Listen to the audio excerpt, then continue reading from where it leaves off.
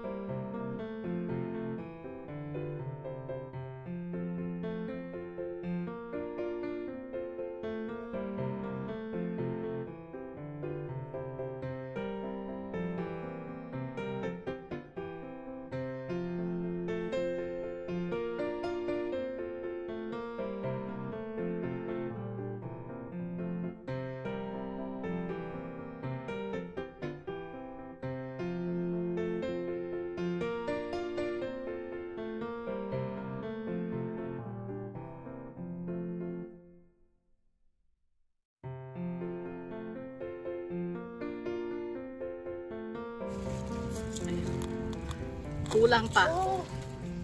Wow. Tingin nga. Ang laki. Pakita mo. Ay, ganyan. Ang laki niya. May isa pa. Ay, naku, kumapit yung patola. Patola naman. Puro ka talaga patola. Patola talaga yan. Kapit ng kapit kahit kanino. Kaya patola. Patola ka talaga. Kaya nga siya patola eh. Kasi pumapatol siya kahit kanino. Pinapatulan niya pati yan. Kasi ang taas-taas ng... Kaya pala straight na straight ang tindig niya, no? Oo. Wow. Wow. Tingnan natin. Wait lang, meron pang ibang, ayan. Oh, wow. Laki nga, no? Ayan na. Ito naman si isa. Ang tigas nito siguro din. Oo. Tingnan mo, Okay, laki oh. Okay, di. Ayan, nakita mo na oh. Okay, ikaw naman. Hilahin mo na. Hilahin natin. Patol. Ayan. Wow. Patol ng patol. Tapos, yung seeds. oo, kasi gusto kong seeds. Ikit pa yung seeds. Ang laki nga nila, no? Wow. May balat na rin. Malalaki na. Yan ang sinasabi ni Ate Niding na pwede na akin ng isa. Pwede nang anihin ang, sabi ko kasi, paano ko anihin yon? Paano ko malaman kung pwede nang anihin? Sabi niya pag may bulaklak na daw.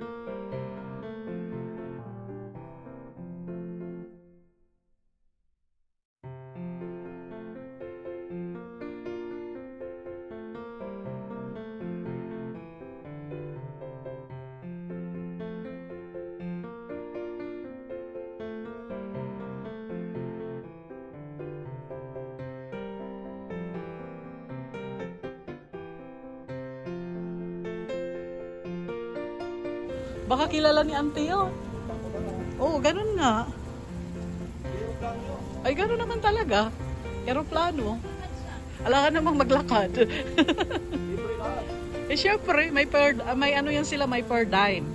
May allowance. Kwento nga niya kay Kapatungan eh, kapag nagiinuman kami.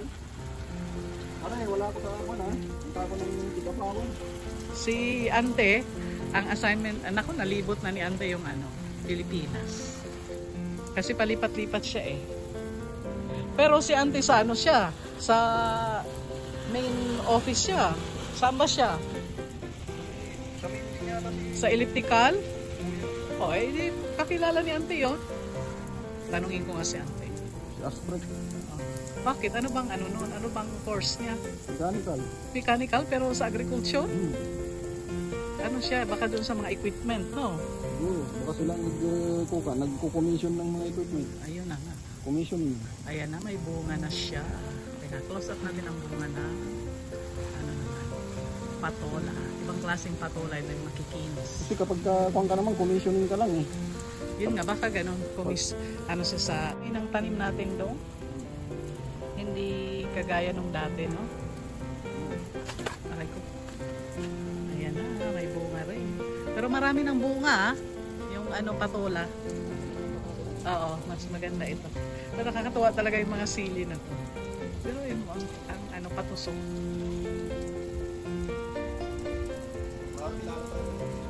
Oo, kakilala yan ni Ante. Ang kamatis namin ay mga nakahiga.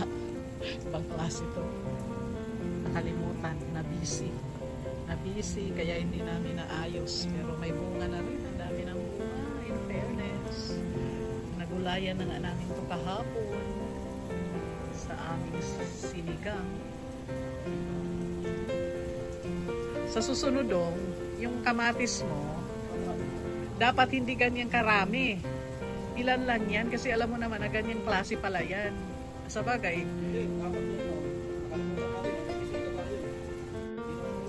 ay, hindi kasi magkakadikit-dikit. Ngayon lang tayo nagtanim ng ganitong klase eh.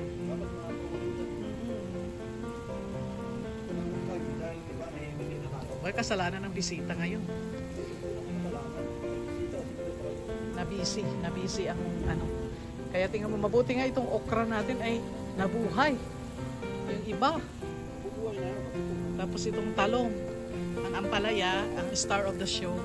Sorry, mga ibang bagay dyan. Ang star of the show ay the ampalaya. As always. Ito yung mga binili natin, no? Ang papayat. Hindi pa tubo yan, wala tayong binili dyan. Ay, hindi. O nga pala, atin pala lahat yan. Hindi pala natin binili. Atin pala yan. Nakaakyat na rin. Tapos, ito may talong. As usual. Yung talong natin na ito dati, ganun din naman. Tama na yan doon naman sa kamote. Kasi yung kamote natin, pipito lang yun. Pipito lang. Si Pipito, manaluto. Bisaya, kaya Pipito. Grabe, bumaha doon ah. Yan.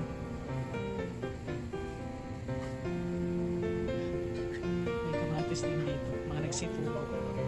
Ayan. Nag-akyata namin. String beans. Aming string beans. Patubo rin natin to dito, no? Hindi natin to binili. Wala tayong siling patubo. Baka pa yung okra dito. Ay, yung okra, binili mo. Pero, ano, hindi maganda. Pero, alam mo, kagaya nung dati, akala ko patay na sila. Yung pala, nabuhay. Buhay na lang ito, mabilis mo naman eh. Yun nga. Matatawa mo pa dito. Oo, kasi diyan yung ano natin eh. Diyan mo nilalagay yung ano eh. Mga dami. Mga damo-damo.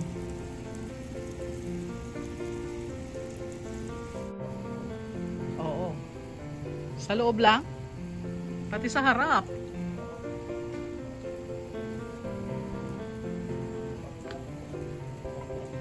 Sablay ba?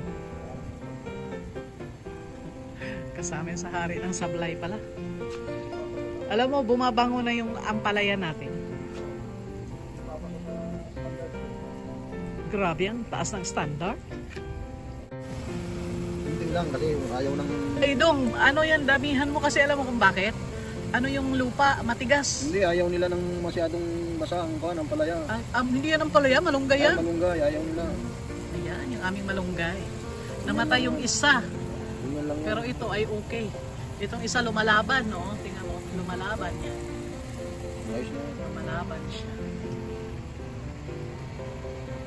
Palaban. Yung isa namatay. Tataniman namin ulit ng buto yan. Kasi namatay yan. Yan ang tanim ni Chio.